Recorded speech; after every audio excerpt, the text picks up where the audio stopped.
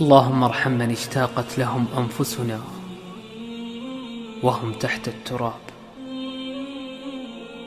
إلى جنات الخلد يا من رحلتم عنا. اللهم نور مرقد كل ميت وعطر مشهده وطيب مضجعه وآنس وحشته ونفس كربته وقه عذاب القبر وفتنته.